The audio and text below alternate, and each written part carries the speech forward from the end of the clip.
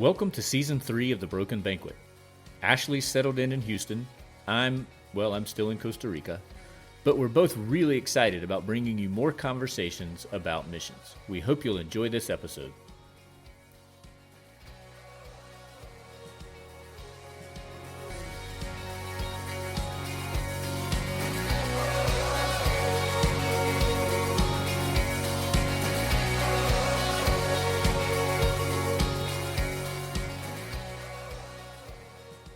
Hello, Ashley. Top of the morning to you, Will Bailey. How are things in Houston town? You know, it's raining. It's raining a lot. But, remember that time that we went to the Holy Land in 2020? Vaguely. Okay. We had a great group of people on that trip with us, and we were all happened to be reading the same N.T. Wright book. And after that, COVID hit. So we decided, well, hey, since we're all reading the same book, we should all start getting together on Zoom and talking about this wonderful book by N.T. Wright, The New Testament in Its World. And then we did that for a couple of years. And then we went to see N.T. Wright in person to really celebrate our time. And then, kept going year after year after year to sit at the feet of N.T. Wright, old Tom Wright. And so even though you weren't here, Will, our group still got together and we went to go see Tom. We talked about Isaiah chapter 40, chapters 40 through 55, and OMG, just holla, holla, let's go, full of the Spirit this morning. Come on, Will. Well, I'm so glad that life goes on without me. Will, Yeah. you and I are in trouble today with Yeah, I know. spirited woman, man.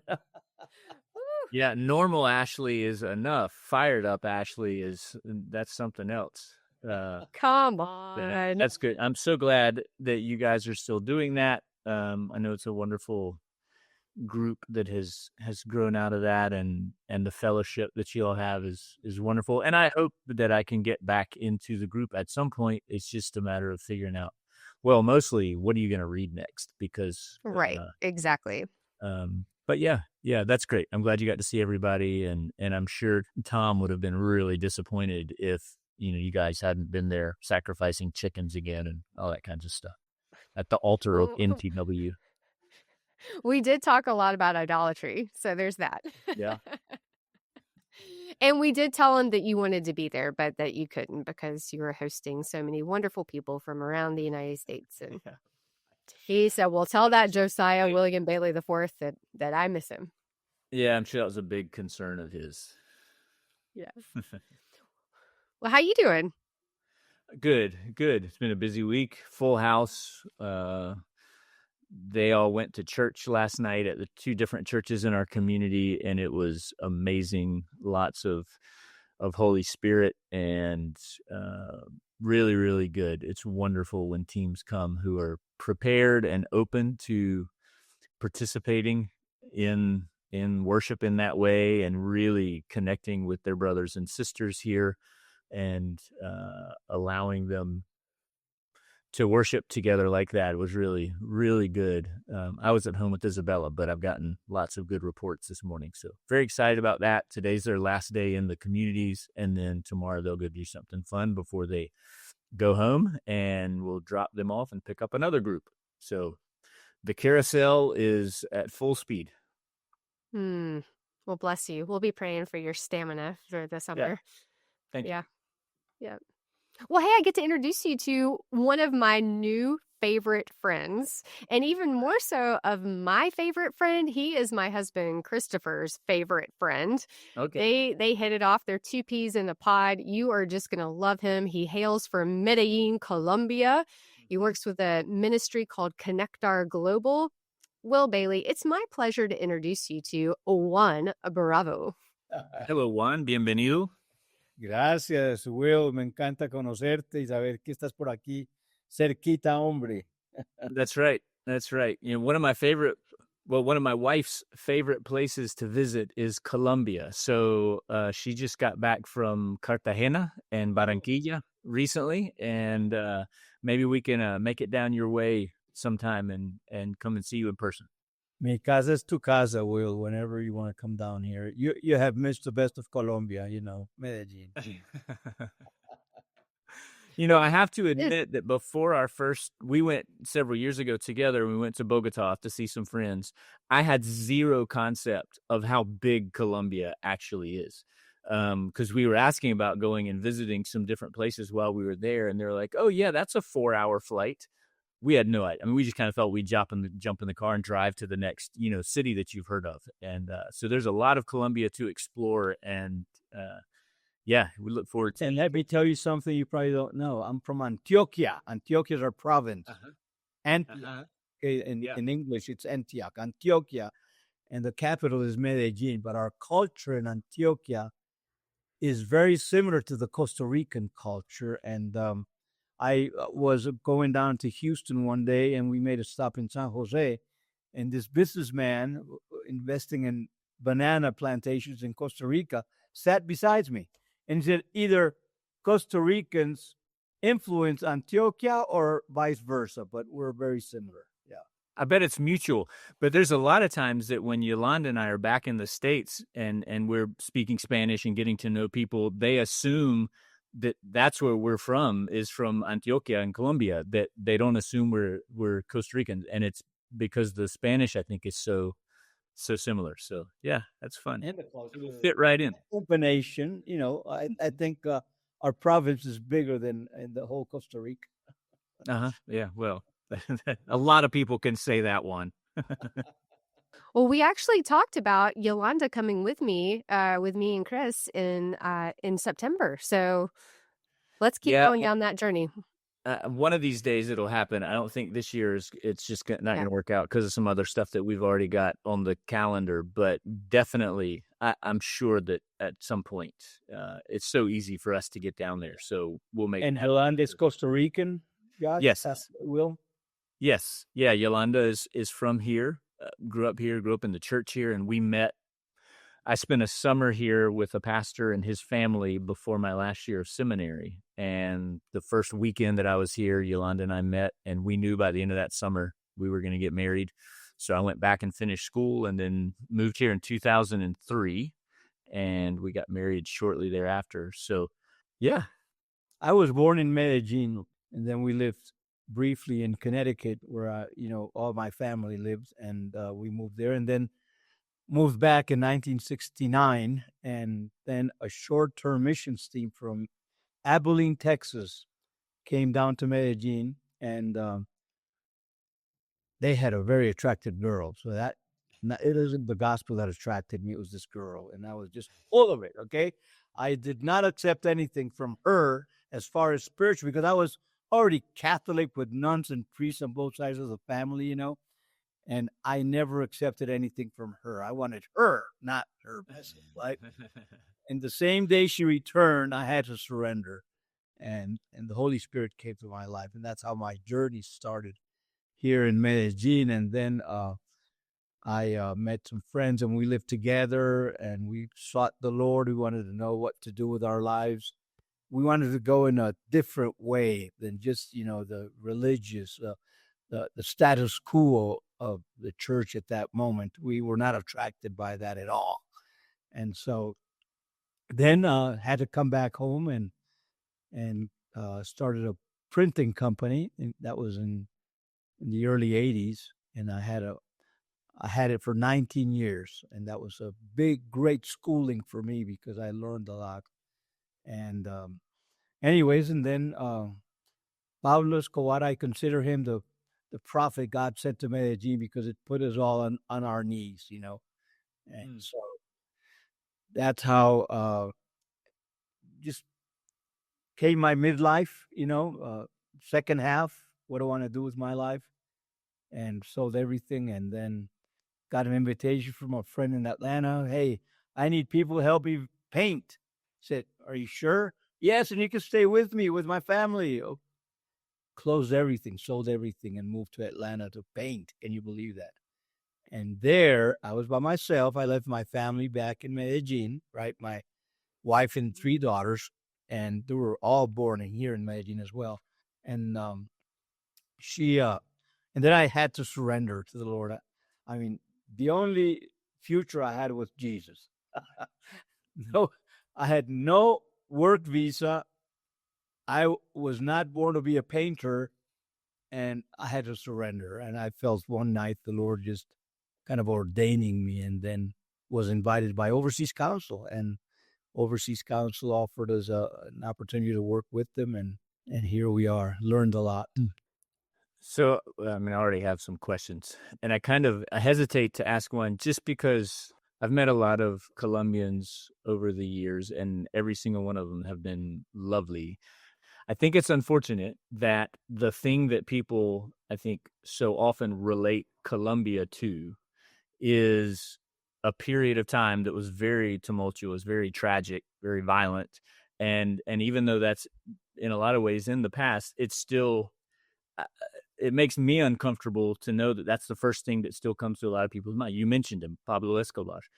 But I'm curious to know, first of all, is that frustrating for you as a Colombian that's the image that comes into people's minds still when there's so much more to Colombia than that period of time?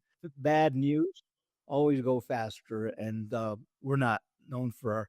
We still produce the cocaine of the world, but now it's the Mexicans who are in control of the business. And unfortunately, there's a big market. It's the second most lucrative business in the world after arms is drugs, right?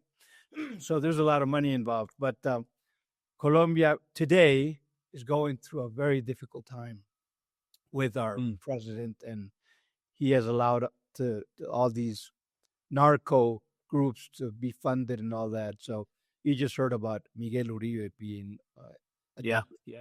so it is frustrating. It is very sad, but it's just a very small minority, that has produced all this noise. So would you mind talking a little bit about if you were already involved and active in the church during that time period, what was it like? Could the church have a witness and have a voice? What was that voice when there was everything was dangerous, right? So how did the church approach being faithful and prophetic in such a time as We that? had to do something, and I was part of a planting team of a church in our area, and we had to do something. So we gathered a whole bunch of influential people and shared the gospel with them at the best hotel in Medellin and all that. And prayer was key. And there was a great movement of prayer here in Medellin and in Cali, where another problem was taking place at that moment with the Cali cartel, right? Right. But it was very dangerous, Will and Ashley.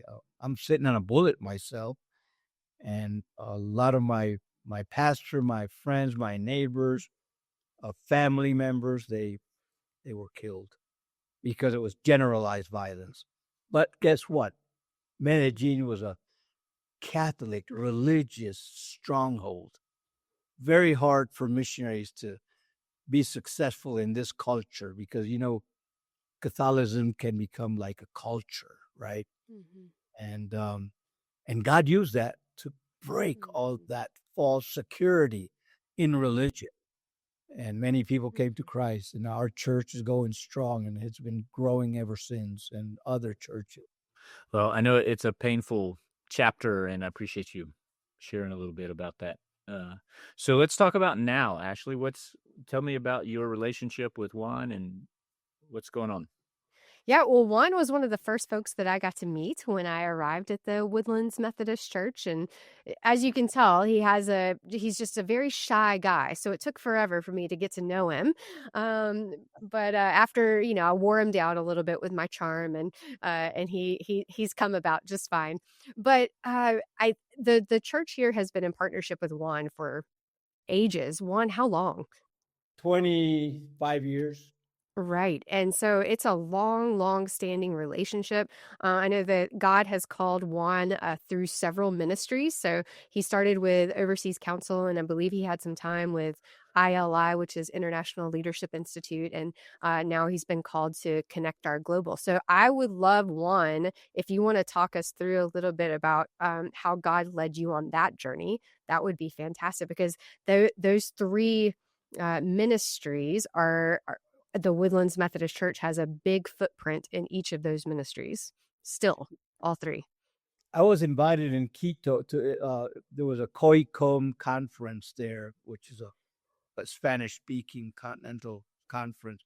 And they're still going. And back then, they were going very strong. And I went there to make some business because I thought I could meet some potential clients there. And the first day, the Lord said, "Shut up and listen." And so I felt the Holy Spirit calling me to Latin America in such a strong way. Mm. And so I came back to Medellin, and I was in another thing. You know, my passion for my business went away, and while we were planting this church in Medellin, you know, I read Psalms 2 back then. You know, I was in business. What was I? Well, my life was busy with 3 daughters and all that, and ask and I'll give you the nations as your inheritance.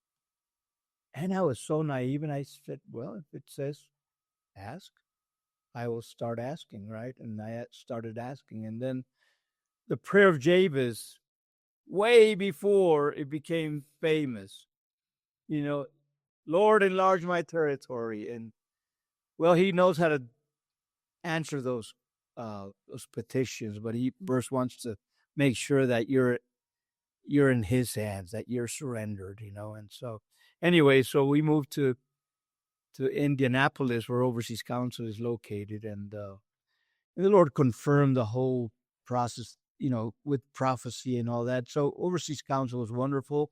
They asked us to move to Houston, and Dr. Ed Robb, the founder of the Methodist Church, was a board member, and so we arrived there. And guess what? The Lord began to respond to that prayer, and I was able to travel and learn about the world. You know, everything's far from Colombia. Nothing is far from the U.S., right? And so learn about the state of the church, learn about the growth, the explosion of the church in the whole world. And then got my doctorate in ministry and leadership, and then it was time for me to move on, and went to work with ILI, and there I continued to take the ministry to many other nations. We went to Mongolia, to Malawi, to Croatia, to all Latin America. And so, and then our nest became empty, Will, and my wife and I looked at each other, now what, you know, and I said, are you willing to move back to Colombia and let's take ministry there? And she was very generous to support me, and we moved 2012. We left our girls in Houston, and they're doing well. They're married, and so we started with our name was ILI Colombia, and then a huge door opened for us, and the digital world. Yes, interrupt, please. Well, I was just going to say, for anyone listening, especially if you're from the Woodlands, and Overseas Council was serving in the world for about 50 years, I would think, and a lot of theological education. We've talked about that before, Will, about how this church had a deep history in theological education and supporting seminaries all over the world, so that pastors and leaders could be trained up in their own context and culture. And the Woodlands supported Overseas Council and many of those seminaries through Overseas Council. Well, Overseas Council, I believe, and I may be saying this wrong, but I believe they merged maybe with United World Mission. And then they've now formed a ministry, just a big umbrella ministry called Mesa Global. And so Mesa Global, that is how that connection is. So for anyone listening from, especially the Woodlands Church, Mesa Global is the terminology you'll hear these days. But continue on. International Leadership Institute. Right. So then one day I invited some friends from Poland to come, and I knew they were very involved in digital ministry, digital evangelism, and discipleship. And this was before COVID. This was in 2017. And I invited them to come to be part of one of our training events for youth. And then Henrik ends up inviting me and my wife to go to Poland and said, hey, we have nothing in the Spanish world. Come and check it out. And I was a little skeptical, digital ministry, that's kind of in the clouds, How can you make a difference in the life of a person using digital means? And so we went there and we met people who had been reached by the digital strategy, who were lost, a prostitute who gave her life to Christ. And then there she was, a woman that had been transformed. And so it was one of those Macedonian calls that I felt. I felt very strong. This is something that God is calling us into. And I don't know if I made a mistake, but remember Paul, when he did not consult with flesh and blood about his calling. He didn't go to the authorities of the church in Jerusalem, right? And asking for permission he just did. He just felt the call. And I remember me relating, I'm not Paul, I'm not close to Paul, but I said, this is the way. And I was going to find obstacles of very close friends saying, no, don't go there or take it this way. Anyways, so the Lord opened a big door for Conectar Global to impact the Spanish speaking world. There's a lot to say about that. Well, and I was just gonna jump in and say, give us maybe the little mission statement, vision statement of what Conectar Global is and what your role has been in it, and then I'm going to lead you down the line to true influencers. Well, Conectar Global, the vision is to bring transformation to the Spanish-speaking world using digital means and the gospel, right? Mm-hmm. The Lord is the only one. Jesus is the only one who can transform a life. So that's the heart of our ministry. It's the gospel. It's the good news. And people, especially COVID pushed the whole world into the digital realm, right? The entire world, no exception. And we found an opportunity for the church to be strong and have a message in the digital world. So, so we embrace that calling very strongly, and I'm so grateful for the Woodlands Methodist Church in believing in Juan and Adriana Bravo and walking along with us all these years and believing in us. That is such a privilege to have a church like the Woodlands Methodist Church walk with us. Or you'll pause there, and I'll say, that's almost like abiding, Will. So one of my favorite things about Juan is that he does travel a bit to present his ministries to other churches and to different conferences. And so I can always count on him to be around the Houston area so that we can abide with one another and catch up and pray together. And one of my other favorite things is that through our time together on Zoom with all of our partners, Juan's gotten to meet several of our other partners just on Zoom face to face. And so all of a sudden he'll be at a conference in the middle of Texas or North Carolina or somewhere, and I'll get a picture of him with one of our other partners saying, hey, guess who I just had breakfast with? I love connections. So that's what I was going to ask, is what that support, Juan, you talked about how important it is for you and your wife to feel that support and that connection to the Woodlands. And so I was going to ask what that support actually looks like, besides just your connection to Ashley, but you just answered it. And that's, I think the first thought is, how are you, Ashley, connecting Juan to church members at the Woodlands? But it hadn't occurred to me to ask yet, how are you connecting Juan to the other 139 mission partners that you have? But that's fantastic that you're creating this network of people who are serving in different ways in different places, but are all getting to know one another. Ashley, has the Woodlands ever done an activity or a conference or something where they've tried to bring as many of those partners as possible into one room? Yeah, that's a goal of ours. So the closest we got was at Beyond These Walls in May, and we had, I think, over 40 of our partners were here. And so it was really, really nice to have all of them together at one time. And we got most of them together for a photo, and that just made me so happy to have them all together in one place. But that is a dream of ours, to see how we can get everybody together. I was supposed to come to that, wasn't I? You were. You so were. You sure were. About that Yep. last minute cancellation. Yep. Maybe next time. Now, I mean, very important initiative that Ashley has started in her role as the missions pastor there is to bring us all together in a Zoom call and presence of all of us together and learn from one another. And it's been a great initiative. And so that, had never happened before. So it's been a great opportunity. Is there a limit to how many participants you can have in one Zoom call? Yeah, I had to go up to the next level and actually pay for Zoom, but that's okay. And talking about abiding or presence, we are so inclined to be transactional for everything. What can I get from this Zoom call, or what can I get from this participating in this conference, and we forget about the importance of relations. We just had a conference at the church, which is the Trinity Conference, coming together, and we had a booth there.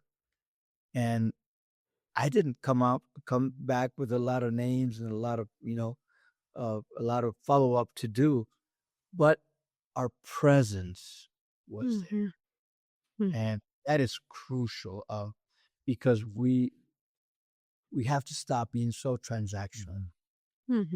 Yeah, I mean, you can go all the way back to episode 1 of season 1. I mean, we've been talking about that for the last 3 years, is how to get away from the transactional model of mission relationships and move into a relational model where if it's a healthy relationship, it will bear fruit, but you need to have those things in the right order. And if you just go looking for the fruit without investing in the relationship, then it's just, I think it's not the kind of model that Ashley and I certainly want to be creating between churches and partners, and between missionaries and other missionaries, and all of those relationships. That is very important.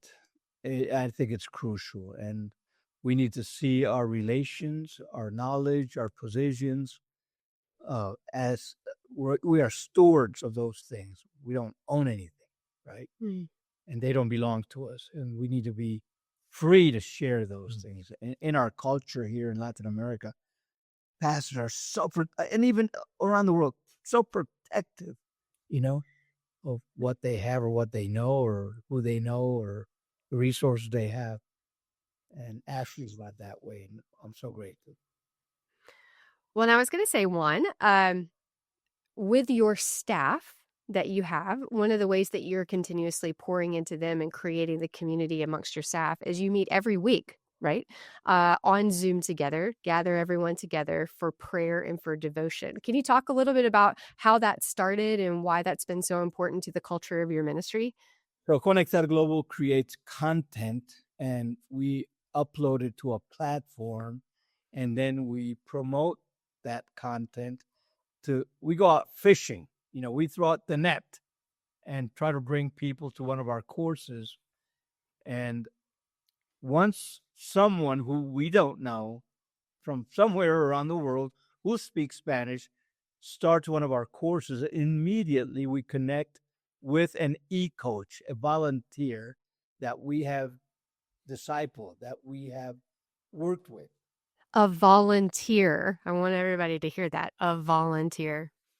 So far, we've had 90 of them that have come from the platform itself, and we ask them, how do you see yourself involved? And they're desperate for being missionaries in their home and at their desk, with their phone. They just want to serve the Lord, and they don't know how to. And so we connect every person with an e-coach, with a volunteer that will walk with that new student, answer any question, just affirm, just be present, abide with the new student. Let me give you a little testimony. Not little, it's a big one, but a guy from somewhere around the world started one of our courses. We don't know who he was. Our director of mentor, that is supported by the Woodlands Methodist Church, she's one of your missionaries. She connected this new person to one of our mentors in Buenos Aires, right? They started, walking together. And at some point, the digital world allows to be anonymous. You don't see the person on the other side. So this guy opened up. We don't know his name. We don't know where he is. But he said, I'm in a prison right now. And I'm involved in sexual trafficking. I sell my body just to get some income. Pray for me. Well, he gave his life to Christ. And he finished the course. We don't know what happened to him, but we know that we planted a seed. We know that Carlos Alberto from Buenos Aires, who's one of our mentors, impacted his life. So we continue to produce content.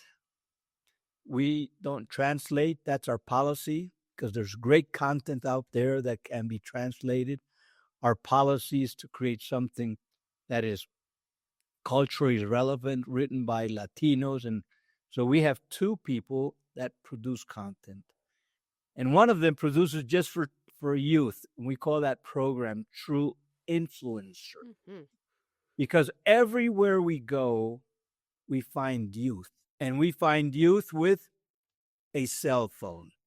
Yeah. No matter their social status, they are connected, right? No matter where they live. I've been to the Amazon, and all these guys with a cell phone, I don't know where to connect. I have no connection, but they are connected somehow, and it's Starlink is one of their means, and they're connected to the world. And so we said we need to create content that is relevant for youth only. And so we started a movement called Verdaderos Influencers, True Influencers. And so Margarita is the person who produces content, and we upload it on YouVersion, for example. It's been great. We're close to 1,400,000 subscribers. These are people doing one of our reading plans on YouVersion. And then the next step is go to our courses, and we connect with people and teach God's word. It's been a complete surprise how God uses people like us, to So I'm thinking about take his word. this sort of digital discipleship, and I'm sure someone has already used that phrase, but if they haven't, I'll trademark it. But that's just, it's where we are, I think, as far as, the evolution of technology and the world we live in, which on the one hand, it's kind of unsettling to think about sort of discipleship disconnected from a physical community, but also recognizing that community for a lot of people these days isn't a physical group of people they're a part of. So I'm just sort of thinking about what are the advantages of that. One of the advantages is it means you can reach people who aren't in your physical community and can be in circumstances like a couple of people you've already mentioned where they wouldn't come into your physical community to be discipled. But on the other hand, I think about the challenges of kind of... They can't stay there. They can't stay in the digital. Right. So does Conectar Global, are there ways that you're able to identify communities near and of course, if they're doing it anonymously and you don't have a lot, how are you able to connect people who are engaging digitally with your ministry, to actual physical faith communities in nearby? How do you handle that? We are intentional in encouraging our students to connect to a community of believers in their location, right? We are very intentional doing that. And sometimes we don't know enough about communities or churches in their area, so we can't recommend anyone. But we do emphasize that the journey continues on a face-to-face relationship for them to grow in their faith. And can you tell me about the True Influencers Conference that you had last fall? How did that come about, and what went on during that weekend? Well, 3 days we came together. We had youth from Argentina, from Mexico, from Peru, from the United States, from Colombia, most of them. And we wanted to give them practical tools for them to serve and connect with their churches. So it was not 3 days of preaching, of having fun, of great worship. We want to give them practical tools. So we gave them digital ministry was one of the topics, music ministry, drama, entrepreneurship. And so we spent the 3 days with experts in those areas, providing these tools to the people who attended the summit. So, and they went back. Some of them, were part of the digital training, right? Yeah. And they were taught to build a website. And we have been able to follow up with them. Or music. It was so beautiful. People who had never touched an instrument were part of that workshop and ended up, being part of an orchestra and singing. So we want to provide practical tools. When Ashley, I don't know if but we're both D-Min graduates, right?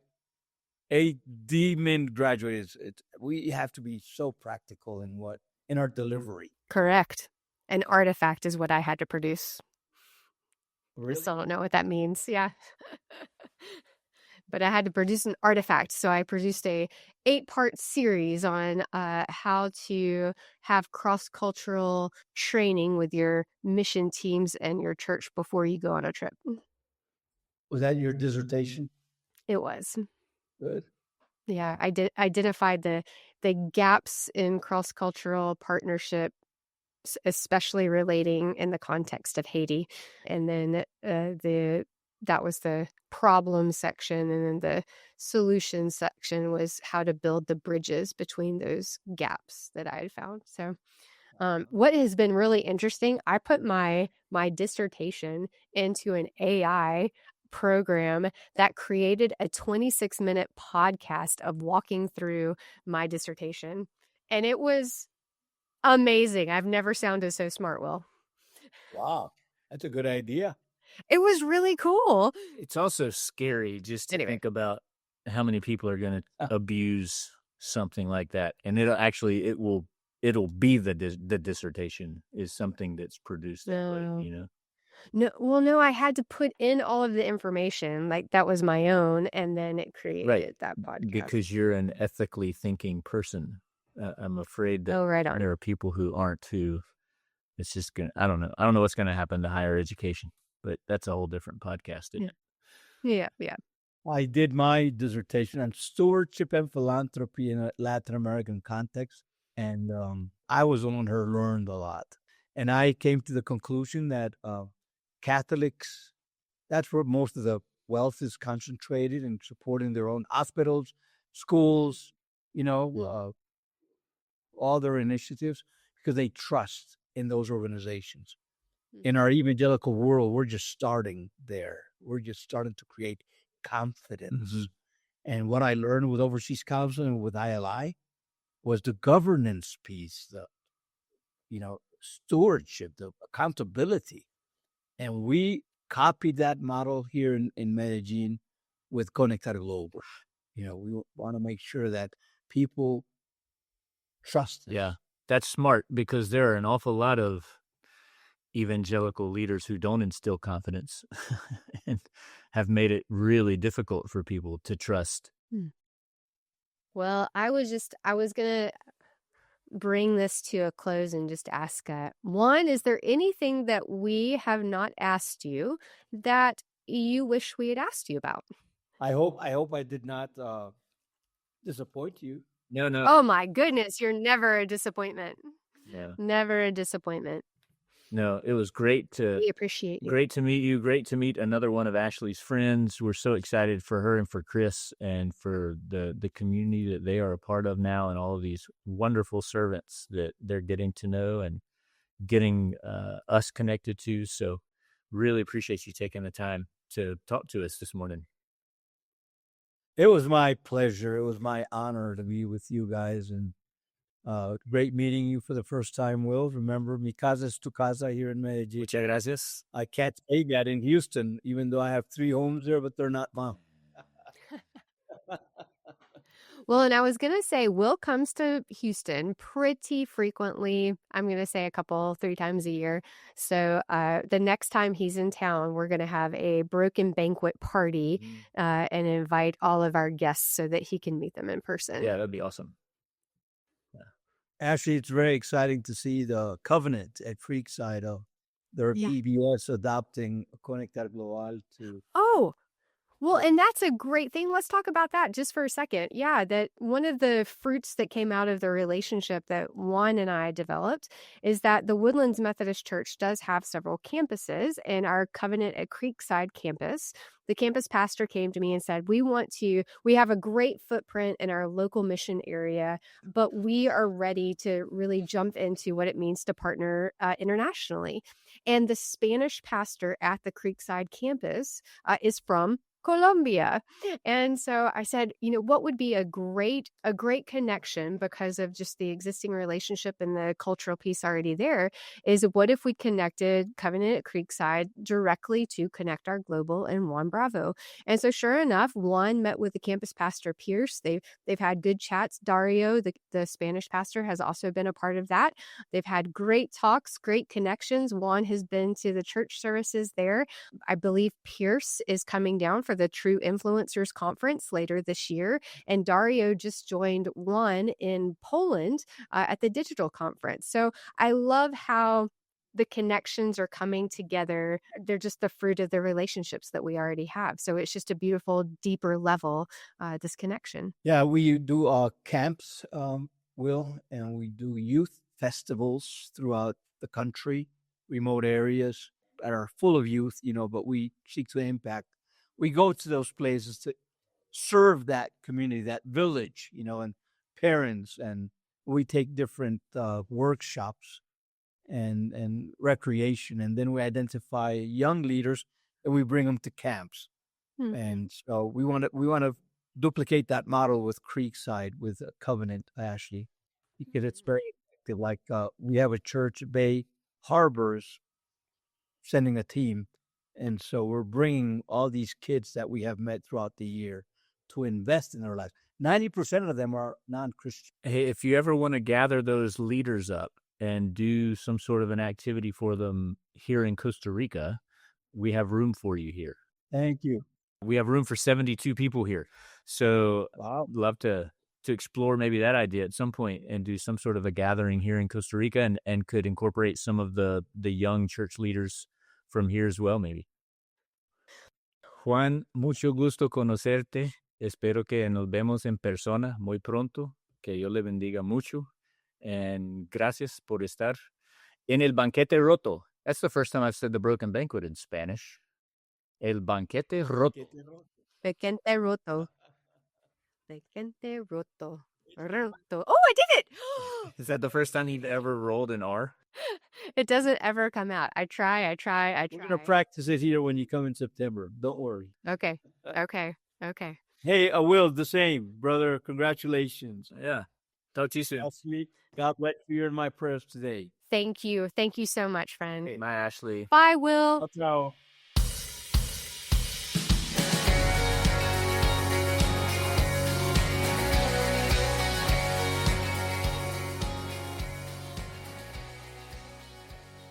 You've been listening to The Broken Banquet, a podcast by Will Bailey and Ashley Goad. Music provided by Irene and the Sleepers. Join us next week for another episode. He's prepared the table. All things are ready. Come to the feast.